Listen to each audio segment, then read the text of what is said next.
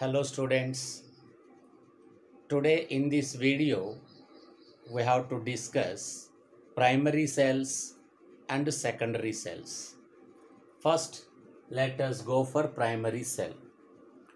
So what is the primary cell? What are the examples? What are the reactions in this? Let us see here.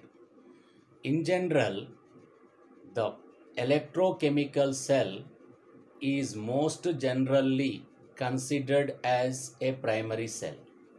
But the cell which functions practically useful source of electrical energy, the cell which functions as a practical source, the practical useful source of electrical energy, that is said to be primary cell.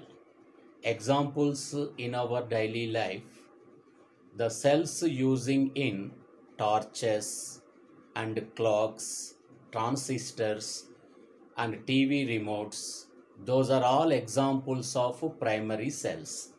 So now here, a primary cell, in that the reaction takes place only once. It can't be reversed, or it can't be rechargeable or reused again. That means after some days, the primary cell will become dead. So it is not reused, and the reactions are not reversible which are taking place in primary cell. So now examples for primary cell we have to see here. The first example is Leclanche cell or dry cell. Both are same almost. So let us see what is a dry cell. What is the construction and cell reactions taking place in dry cell? So now here in a dry cell, what is its construction? See here, a cylindrical zinc vessel acts as anode, and here in the middle a graphite cathode rod is present. This is graphite and acts as cathode. A graphite cathode rod is taken in the middle of this zinc vessel. Next, this graphite rod is covered with a paste of C plus MnO2. This is which one? A paste of C plus MnO2. One important question regarding MnO2. This MnO2 acts as cathodic depolarizer. Cathodic depolarizer. Next, the remaining space is covered with a paste of NH4Cl plus ZnCl2.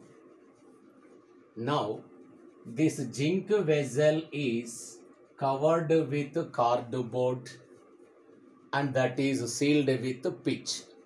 So this is the arrangement or structure of a dry cell, and that is the arrangement of that graphite rod, zinc vessel, etc. in that dry cell. What are the reactions taking place in dry cell?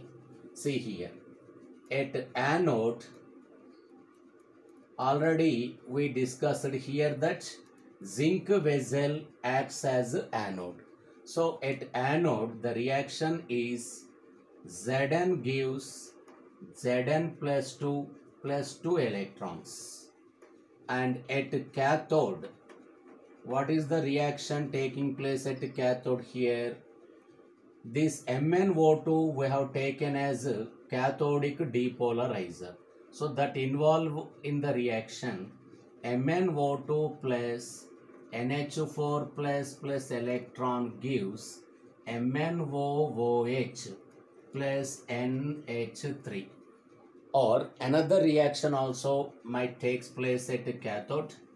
MnO2 plus H2O plus 2 electrons gives Mn, okay, take one electron enough, MnOOH plus OH minus.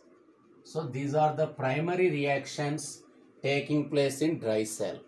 Along with some secondary reactions also takes place in dry cell. What are the secondary reactions taking place in dry cell?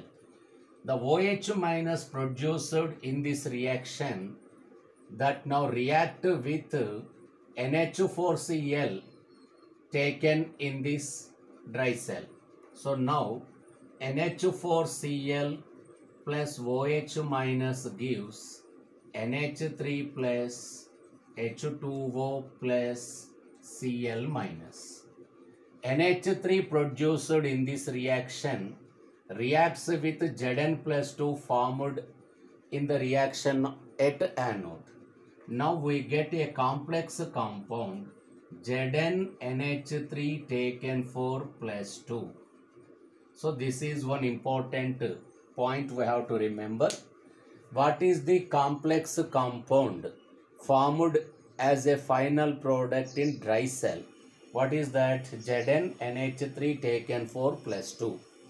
And potential of dry cell is approximately 1.5 volts. So what we have to remember in this dry cell, which acts as anode, that is nothing but zinc vessel. Second one, which acts as a cathode, graphite rod, and it is surrounded by which mixture? They give the question, C plus MnO2. What is the role of MnO2? Also they give, MnO2 acts as a cathodic depolarizer. And then you have to remember the reaction taking place at anode and cathode also. And one more important one, what is the final product formed in dry cell, or what is the complex compound formed in dry cell? That is ZnNH3 taken 4 plus 2. And what is the potential? Approximately equal to how much they give? 1.5 volts. So these are the different questions we get from which one here? Dry cell. This is one example of which one? Primary cells. And second example also there for primary cells. What is the second example here? Means mercury cell. The second example for primary cell is mercury cell. And one important point here, mercury cell is used in low current devices. Mercury cell is used in low current devices. Okay, now here what are the points we have to remember in mercury cell? Let us see here. In mercury cell, a mixture of potash means KOH and ZnO, this is taken as electrolyte. Potash plus zinc oxide mixture taken as electrolyte. And then graphite plus mercuric oxide mixture, this acts as cathode, and zinc amalgam acts as anode. So we have to remember these 3 points first. Now the reactions taking place in mercury cell at cathode. What are the reactions taking place at cathode? Let us see here. Now here this mercuric oxide present at cathode participate in reactions. HgO plus H2O plus 2 electrons will give Hg1, means oxidation number I am writing 1, and here plus 2 OH minus. This is the reaction taking place at cathode. And what is the reaction taking place at anode? Already we know that zinc amalgam acts as anode, so that take part in the reaction. Zinc amalgam plus this OH minus, 2 OH minus will give ZnO plus, what we can get here, 2Hg plus H2O plus 2 electrons. So this is the reaction taking place at anode. Now what is the overall reaction? By combining these two reactions, the overall reaction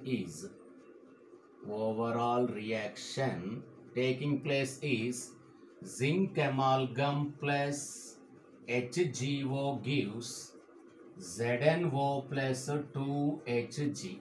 This is the overall reaction taking place in mercury cell, and here the approximate potential of this cell is 1.35 volts.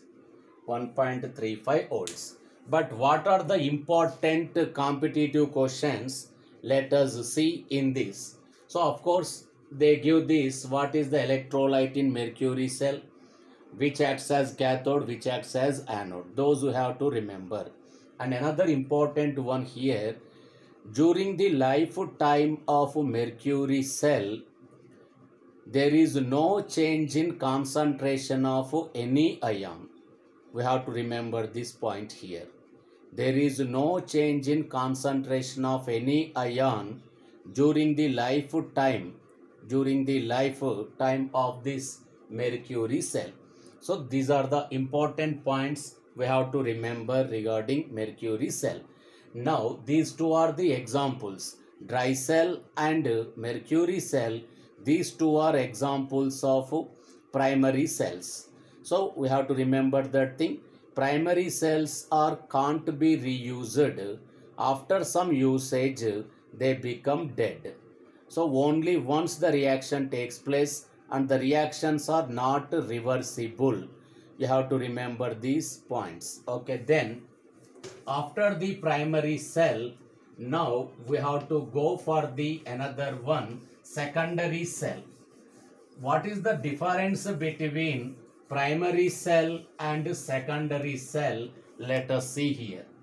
Just now we have given one statement, primary cell can't be reused again. What about secondary cell? So first, what is the definition of secondary cell here? The cell in which first electrical energy from an external source is converted into chemical energy.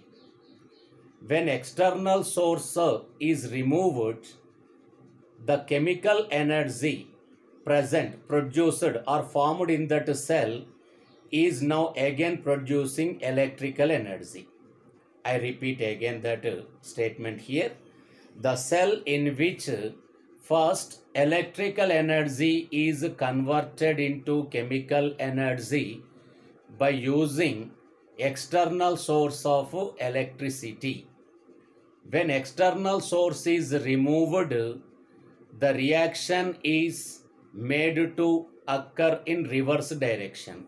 So the reactions are get reversed. That means chemical energy produced in the cell now produces which one here? Again that electrical energy. So first in this, two process will take place. One is charging, another one discharging. In charging process, electrical energy converts into chemical energy, and in discharging process, chemical energy converts into electrical energy. So like that, the secondary cell or secondary batteries are rechargeable and reused again and again, because both charging and discharging are possible. So examples for secondary cell are lead accumulator. What is the first example here? Means lead accumulator. In lead accumulator, we are using acid. So this is called acid storage battery. Lead accumulator known as acid storage battery. Second example is Edison battery, that is alkali storage battery. So now let us go for lead accumulator. So what is the construction and what are the reactions taking place in that lead accumulator? So now lead accumulator represented as Pb by PbSO4, H2SO4, PbSO4, PbO2 by Pb. So this is the representation of lead accumulator. Here this spongy lead, that spongy lead acts as anode, and here a grid of lead coated with plumbic oxide, this functions as cathode. A grid of lead coated with or covered with plumbic oxide, that acts as a cathode, and 38% sulfuric acid, 38% sulfuric acid acts as electrolyte. So this is the representation and anode cathode electrolytes present in lead accumulator. Now what are the reactions taking place in lead accumulator? So the first, at cathode, what is the reaction at cathode? See here, PbO2 plus SO4 minus 2 plus 4H plus 2 electrons gives what we can get here, PbSO4 plus 2H2O. This is the reaction taking place at cathode. And at anode, what is the reaction taking place? See here, first Pb will give Pb plus 2 plus 2 electrons. That Pb plus 2 produced here react with SO4 minus 2 to give PbSO4. So the overall reaction at anode is Pb plus SO4 minus 2 gives PbSO4. This is the total reaction taking place at anode. Now by adding cathode and anodic reactions, we get overall reaction. So what is overall reaction in this lead accumulator? See here, Pb plus PbO2 plus 2H2SO4 gives 2PbSO4 plus 2H2O. This is forward reaction is a discharging process and backward reaction is a charging process.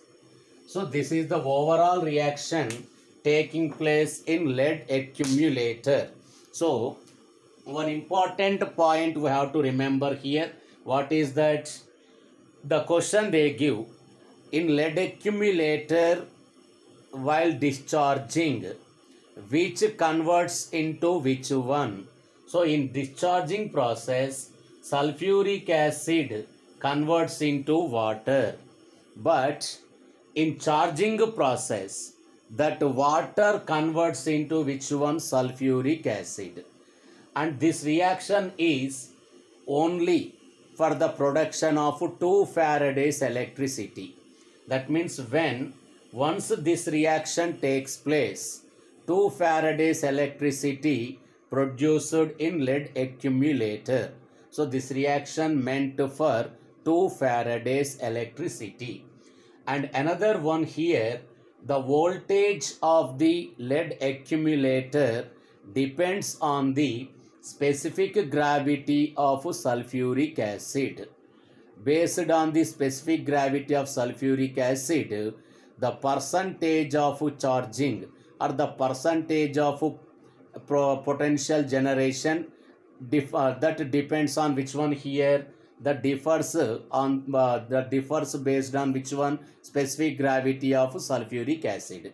So we can identify the percentage of charging based on the specific gravity of sulfuric acid. Now the potential varies like this here.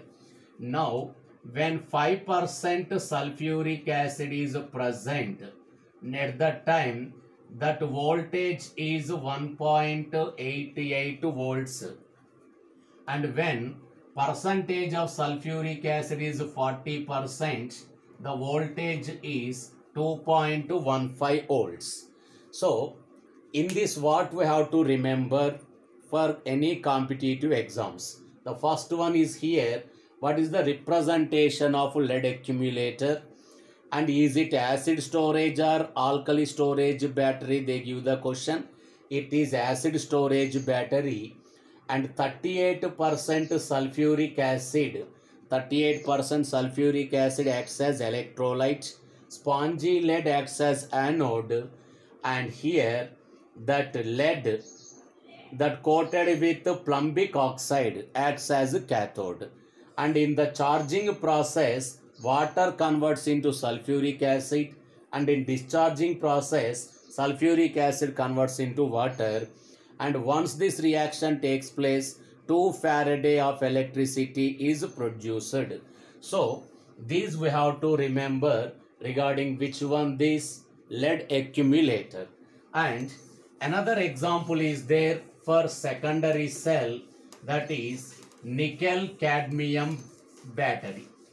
Nickel cadmium battery, actually that is more expensive but having much lifetime compared with lead accumulator. Of course it is somewhat high cost to in the production of which one, that that nickel cadmium battery, but it is having longer life period comparatively with this lead accumulator. So now come to the nickel cadmium battery. What is the reaction taking place that's enough for nickel cadmium battery? See here, cadmium plus next 2 NiOH taken thrice will give here 2 NiOH taken twice plus cadmium oxide plus H2O. So this is the reaction taking place in nickel cadmium battery. So these are the important examples for primary cells and secondary cells. Okay. In our next video, we will see that what are fuel cells and corrosion passivity. Okay, bye.